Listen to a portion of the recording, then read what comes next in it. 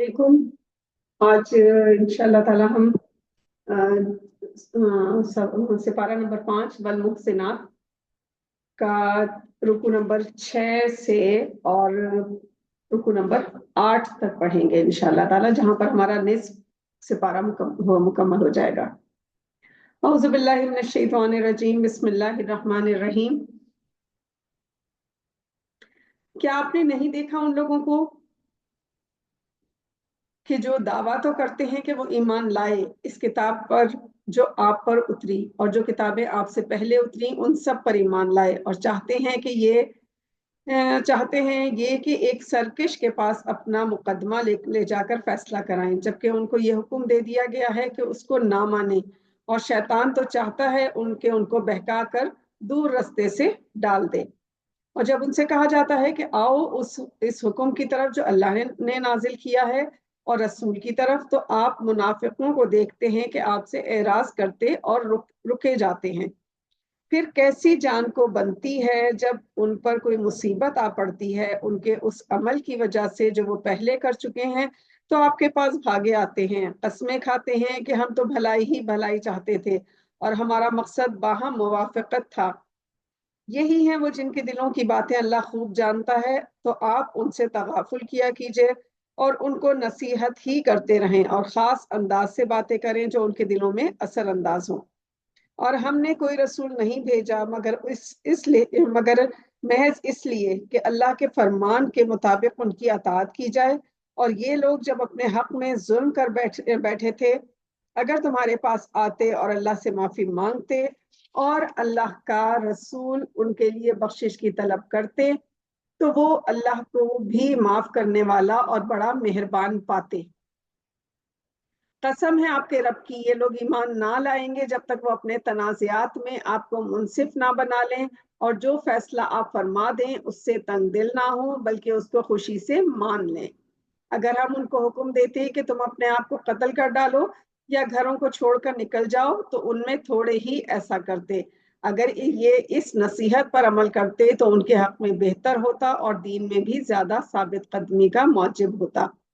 और उस वक्त हम उनको अपने हाथ से बहुत बड़ा सिला अता करते और हम उनको सीधा रास्ता भी दिखाते। वो और जो अल्लाह और उसके रसूल की अताअत करते हैं वो उनके साथ होंगे जिन पर अल्लाह ने अपना बड़ा बड़ा इनाम फरमाया, यानी अंबिया और सिद्दीकीन और शुहदा और सुलहा, और उनकी रफाकत ही बहुत खूब है। ये अल्लाह का फजल है अल्लाह की तरफ से, और अल्लाह काफी है जानने वाला। मोमिनो, अपने हथियार ले लिया करो, फिर एक एक जमात होकर निकला करो या सब इकट्ठे कूच किया करो। और तुम में से बाज ऐसा है जो देर लगाएगा, फिर अगर तुम पर कोई मुसीबत आ पड़े तो कहता है कि अल्लाह ने मुझ पर बड़ी मेहरबानी की कि मैं उनमें मौजूद ना था। और अगर अल्लाह तुम पर अपना फजल करे तो कहे इस तौर पर गोया तुम में और उसमें दोस्ती ही नहीं थी, काश मैं भी उनके साथ होता तो मकसद अजीम हासिल होता। तो हाँ, उसको चाहिए कि अल्लाह के रास्ते में उन लोगों से जंग करे जो आखिरत के बदले में दुनिया की जिंदगी को खरीद रहे हैं। और जो अल्लाह के रास्ते में जंग करे फिर शहीद हो जाए या गलबा पाए, तो हम उसको बहुत जल्द बहुत बड़ा सिला अता करेंगे।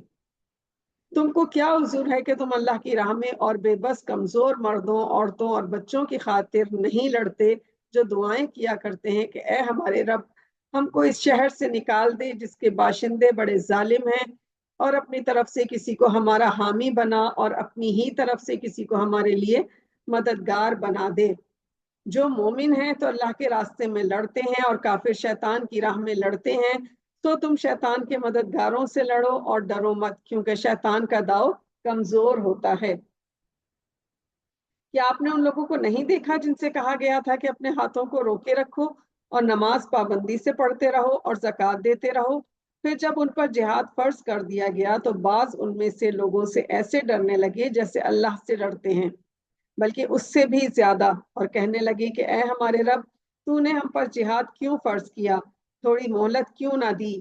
कह दो कि दुनिया का फायदा बहुत थोड़ा है और बहुत अच्छी चीज तो परहेजगार के लिए आखिरत ही है, वहां तुम पर एक तागे के बराबर भी जुल्म ना होगा। तुम कहीं रहो मौत तो आकर ही रहेगी, ख्वाह तुम बड़े मजबूत किलों में रहो اور اگر ان کو فائدہ ہوتا ہے تو کہتے ہیں کہ یہ تو اللہ کی طرف سے ہے، اگر کوئی نقصان ہوتا ہے تو کہتے ہیں یہ آپ رسول سے ہے۔ استغفر اللہ۔ کہہ دیجئے کہ رنج اور راحت سب اللہ ہی کی طرف سے ہے، ان لوگوں کو کیا ہو گیا ہے اتنی سی بات میں بھی نہیں سمجھ سکتے۔ تجھے جو فائدہ پہنچتا ہے وہ تو اللہ ہی کی طرف سے ہے، اور جو مصیبت تجھے ملتی ہے وہ تمہارے اپنے اعمال کے سبب ملتی ہے۔ اے نبی، ہم نے تم کو تمام لوگوں کی طرف اپنا رسول بنا کر بھیجا ہے، اور اللہ گواہ کافی ہے۔